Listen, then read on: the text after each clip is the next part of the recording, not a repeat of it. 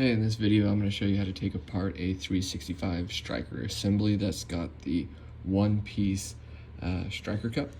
So I'm going to get a bench block to support the striker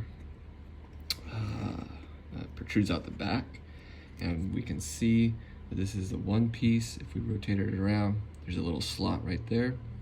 So I'm going to go ahead and push that in the hole to support the striker, pull down on the spring. I'm going to push that cup right out, just like that. Then we can disassemble the striker, remove the spring, and then to reinstall, we're simply going to reassemble the striker assembly. We have our striker return spring on the striker. It's going to go into the striker housing, maybe support it there. We will pull down on the spring.